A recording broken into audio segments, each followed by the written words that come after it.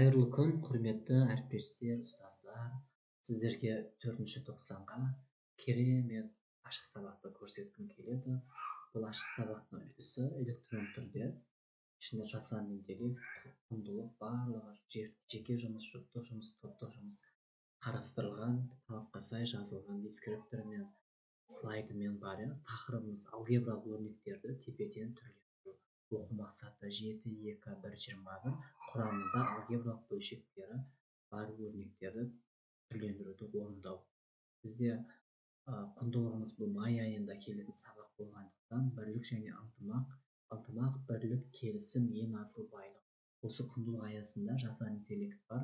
Сол бойынша оқушылар сөздерді құрастырып, сөйлемдер айтады, сөйлемдер құрастырады. Сосын роботтар әдісі арқылы 3 топқа бөлінеді.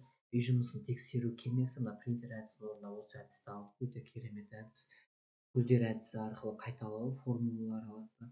Сосын практикалық тапсырма 3 топқа 3 түрлі есеп береміз.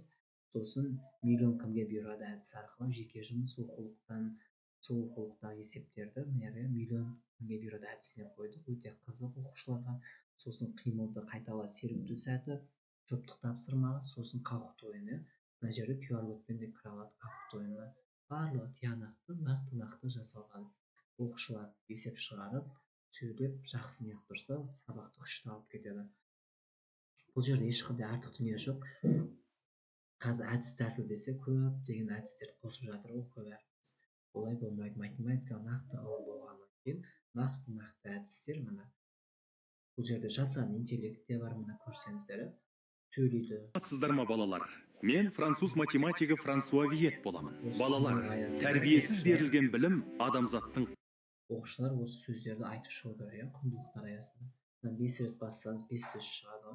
Қас жауы. Сондықтан білімімізден бұрын тәрбиелі екенімізді көрсете білейік. Енді сіздерге берер тапсырмам. Жасырынған сөздерді өмірмен байланыстырып, өз ойыңмен, ұстазыңмен және сыныптастарың. Сіздер ма балалар? Одан кейін роботтар әдісі арқылы 3 топқа бөлінеді. Мына жерде оқушыларымыз аз болса өшіріп тастауға болады ма, роботтар немесе көбейтуге болады. Ешқандай қиын емес.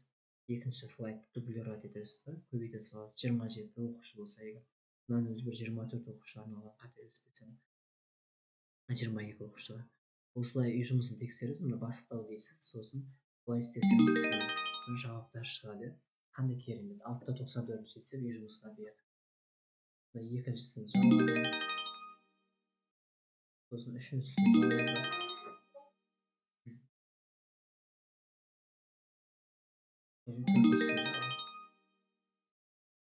Ал қайталау білім айнасы формулаларды еске түсірейік.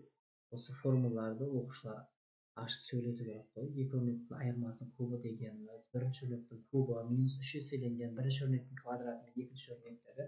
Осылай тез айтсам да көп себеттер толады. Сосын топтық тапсырма, дескриптор жауабымен бар, әріптестер көрдіңіздер ме?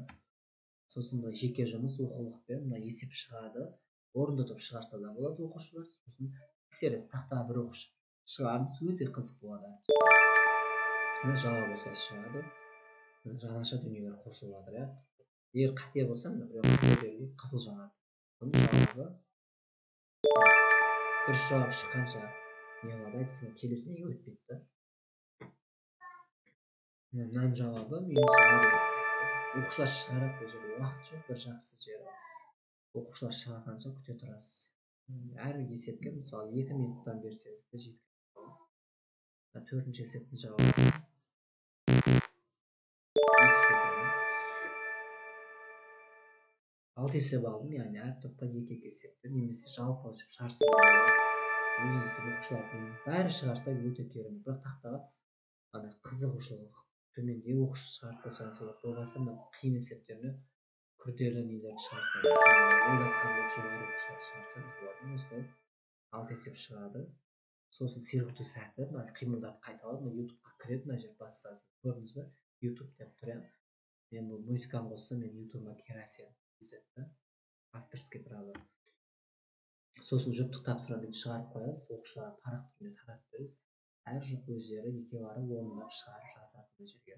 Сосын мұнда жауабы бар. Мұнда дескриптор қазір өзгерген. Бұның жауаптары тақтада көрініп тұрады. сосын сабақты бекітуге мына калктуу ойыны, сосын мына сабак багалоо сабактын басынан аяғына дейін жүреді ғой. Сіз топ мүшелеріне беріп қоясыз, топ басшыларына.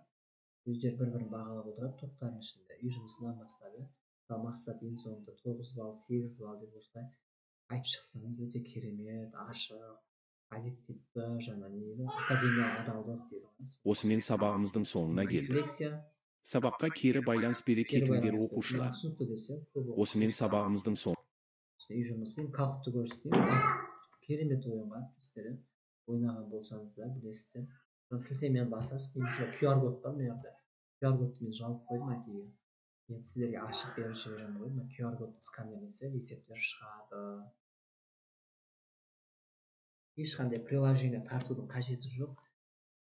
Сілтемені басасыздар да, сосын play solo деген сөз шығады, сол сөзді басу керек. Ары уже ойынға кіріп кетесіздер.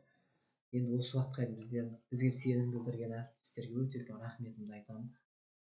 Осы облыстық деңгейде, аудандық деңгейде, қалалық деңгейлерде түрлі сайыстарға қатысып жатсыздар, рахмет баршаларыңызға.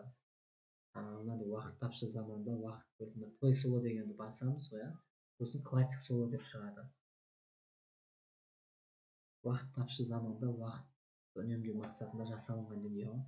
Бәріміз бір-бірімізді қолдасақ, жақсы сөздер жазсақ, комментарийға нұр үстіне нұр болушы еді. Бұл да үлкен шабыт сыйлайды. Бір жақсы сөздің өзі адамға күшті шабыт береді. Негізі қарап тұрсаңыздар, классик мода деген басасыздар, сосын старт деген басасыздар.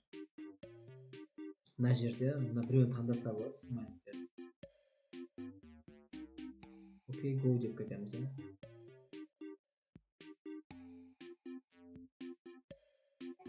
Окей, go деп кіріп кете саламыз.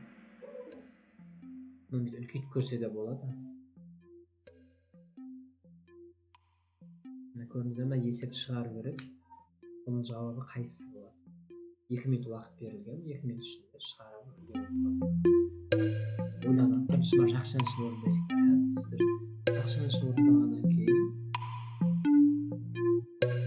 көбейтеді. Сонда жауабы қайсысы болады? Қате, мына біріншісі екен жауабы. Осылай шығады. Екінші есеп. Ойланасыз, дұрыс дейді, жасырмаса дұрыс болады. Мына жерде 2 минут уақыт беріледі ғой. Осымен ортақ бөлім береміз. 2a минус, жоқ.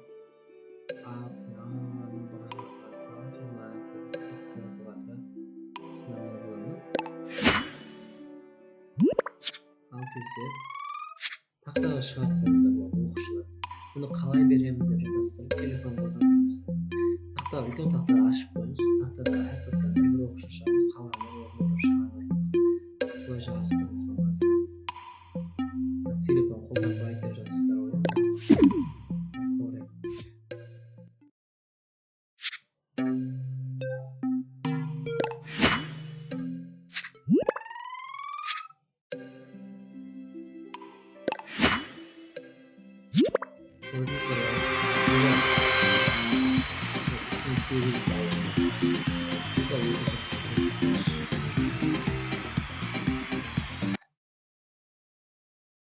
Ал енді әріптестер, егер ұнаған болса, сіздерге бір-бірімізді қолдайықшы.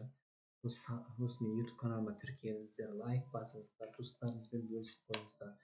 Егер осы сабақ сізге қажет болса, ұялмай облыстық деңгейде ашық сабақ ретінде өте аласыз. Бұл жерде барлық дайын, тиянақты, ешқандай артық дүние жоқ. Жиі да бар, құндылық та бар. Ұйымдастырып жіберсеңіз болды оқушыларды. Мен WhatsApp нөмірімді қалдырамын, сол нөмірге жазыңыздар. Мақсат ағайын шығады. Саламатта болыңыздар.